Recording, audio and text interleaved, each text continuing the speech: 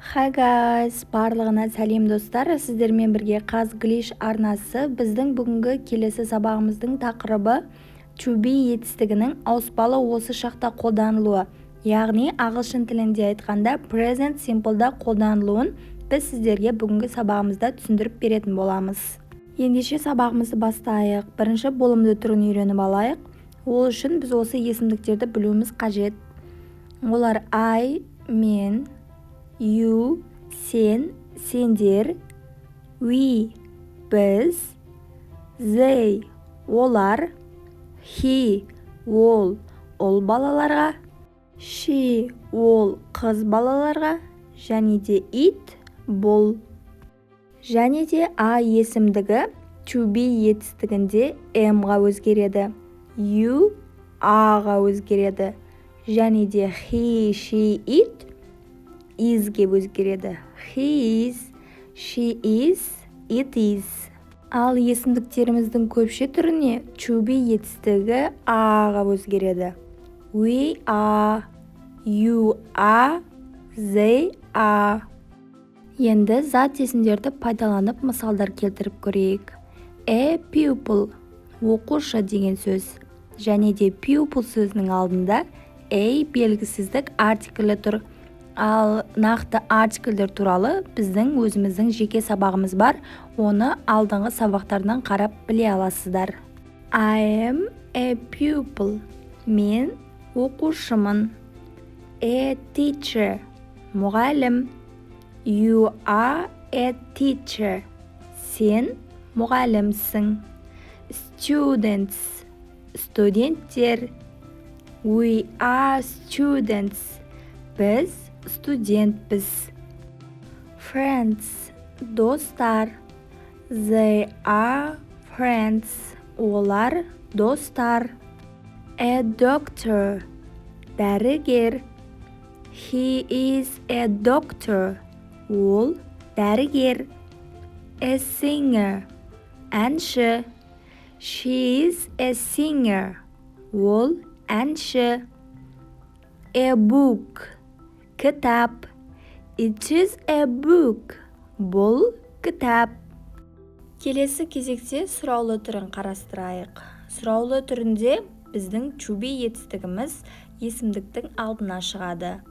Am, I, are, you, is, he, is, she, is, it.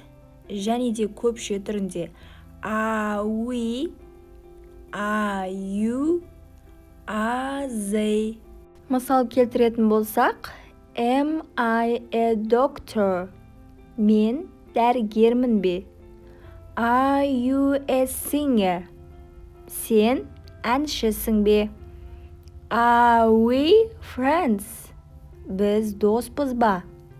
Are they pupils? Олар оқушылар ма? Is he a teacher? Ол мұғалім бе? Is she a student? Ол студент бе? Is it a bag?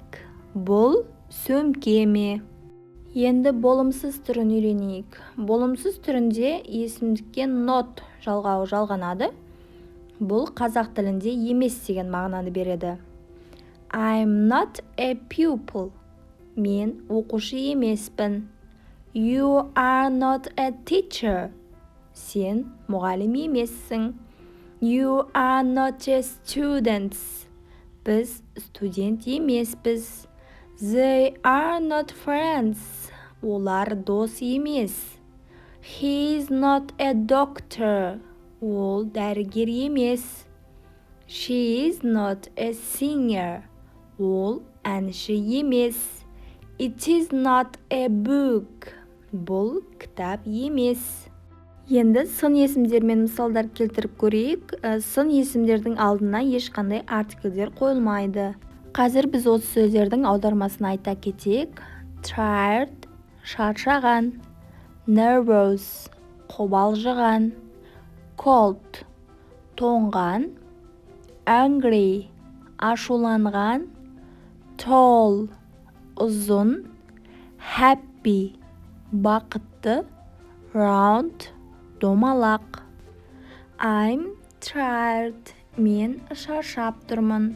Ағылшын және қазақ тілінің сөйлем құрылымдары мен сөздің байланысулары айтарлықтай екі түрлі болып келеді. Сондықтан біз ағылшын тілінде сөйлемдерді көбінесе сөйлемнің мағынасына қарай аударатын боламыз. You are nervous. Сен қобалжып тұрсың. We are cold. Біз тоңып тұрмыз. They are angry. Олар ашуланып тұр. He's tall. Оның бойы ұзын. She's happy. Ол бақытты. It is round. Бұл домалақ. Енді осы болымды сын есімдерді сұраулыға айналдырып көрейік. Am I tired? Мен шаршап тұрмын ба? Are you nervous? Сен қобалжып тұрсың ба? Are we cold? Біз тоңып тұрмыз ба? Are they angry? Олар ашуланып тұр ма? Is he tall?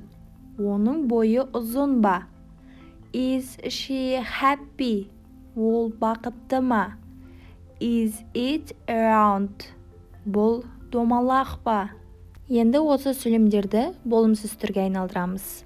Болымсыз түрде алдыңғы айтқанымыздай not есімдігі жалғанады, яғни емес деген мағынаны береді. I'm not tired. Мен шаршап тұрған жоқпын. You are not nervous. Сен қобалжып тұрған жоқсың. We are not cold. Біз тоңып тұрған жоқпыз. They are not angry.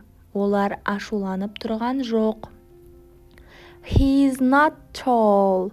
Оның бойы ұзын емес. She is not happy. Ол бақытты емес. It is not round. Бұл домалақ емес. Сонымен қатар ағылшын тілінде to be етістігін сөйлем барысында қысқартып та қолданады. Оны біз сіздерге осы ауыспалы осы шақтағы кестеде көрсете кеттік. Қолданылуын жаттап алып, сөйлемнің арасында осылай қысқартып қолдансаңыздар да болады. Осымен біздің to be етістігіне арналған сабағымыз аяқталды. Тағы да сабақтар көріп, ағылшын тілін үйренгілеріңіз келсе, біздің Қазглиш арнасына жазылып, лайк басып қолдау білдіріп отыруды ұмытпаңыздар. Себебі біз ендігі кезекте beginner кезеңінен бастап ең жоғарғы деңгейге дейінгі сабақтарды апта сайын біртіндеп салып отыратын боламыз. Сол себепті бізбен бірге болыңыздар. Ендеше келесі сабаққа дейін көріскенше, goodbye.